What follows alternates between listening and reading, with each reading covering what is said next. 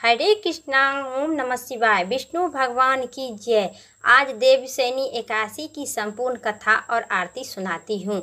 देवशयनी एकादशी सनातन परंपरा बेहद महत्वपूर्ण तिथि मानी जाती है। इसी दिन भगवान जगत के पालनहार भगवान विष्णु आगमन की 4 माह के लिए क्षीर सागर में शयन के लिए चले जाते हैं। यह एकादशी आमतौर पर आषाढ़ मास शुक्ल पक्ष की 11वें दिन भी मनाई जाते हैं, इसीलिए इसे आषाढ़ी एकादशी के नाम से भी जाना जाता है। साथ ही भक्त लोग एकादशी को हरि शयनी एकादशी भी कहते हैं। पद एकादशी के नाम से भी जानी जाती है। एकादशी पूरी तरह से भगवान विष्णु के लिए समर्पित मानी गई है, इसीलिए इसी दिन व्रत रखने से, सच्चे मन के साथ भगवान विष्णु की आराधना करने से तथा दिनहीन आहन लोग दान देने के सार्थक भगवान विष्णु की आशीर्वाद के प्राप्त करते हैं और उनमें मन की विकार समाप्त हो जाते हैं। साथ ही सार्थक दुखों से छुटकारा मिलता है और वह सभी पाप से मुक्त होकर मोक्ष की प्राप्ति होती है। तो आज देवशयनी एकादशी के दिन चतुर्मास की शुरुआत हो जाते हैं। तो आज सुनिए माता भगवान विष्णु की संपूर्ण कथा और आरती। मंचित और श्रद्धा भाव से इस कथा का जरूर श्रवण करें।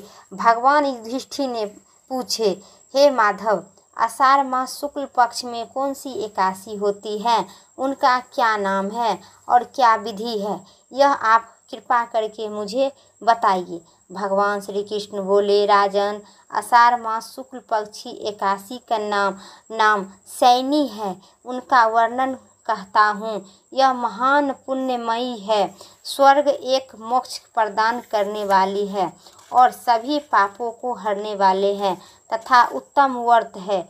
आषाढ़ मास के शुक्ल पक्ष की देवशयनी एकादशी के नाम से जानी जाती है, जिन्हें कमल पुष्प और कमल नयन चंद्र भगवान विष्णु का पूजन तथा एकादशी का उत्तम व्रत भी किया जाता है।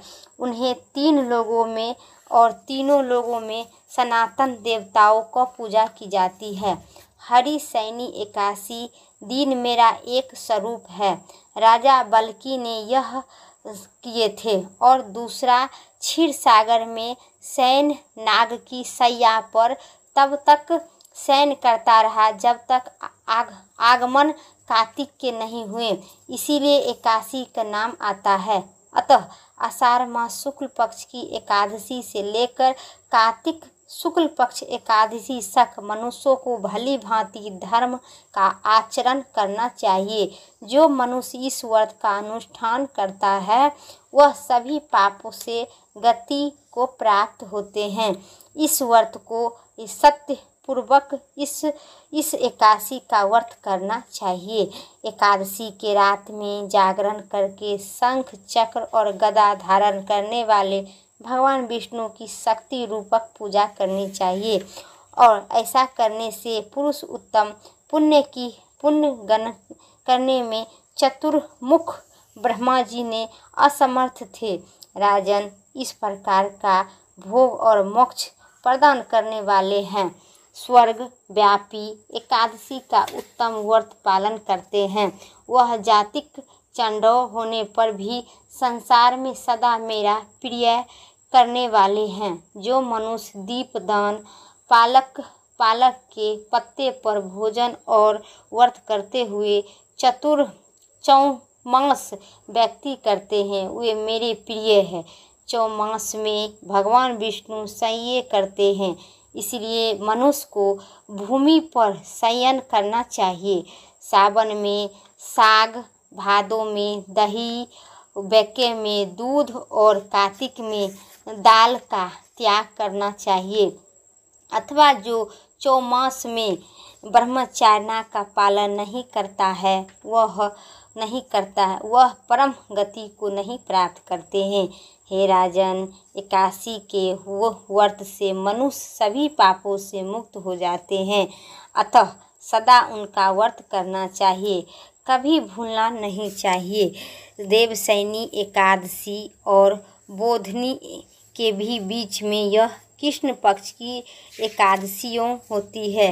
गृह के लिए वे व्रत भी रखने योग्य है और अन्य मासों की कृष्ण पक्ष छिया एकादशी भी कहते हैं। गृह स्थान के वे रखने संयोग नहीं होती है। शुक्ल पक्ष की एकादशी करना चाहिए। इस एकादशी करने से सभी पापों से मुक्त बन होकर और भगवान विष्णु की प्राप्त करते हैं। बोलिए भगवान विष्णु की जय, माता एकादशी की जय। अब सुनिए एकादशी भगवान विष्णु की आरती। ओम जय जगदीश हरे, स्वामी जय जगदीश हरे।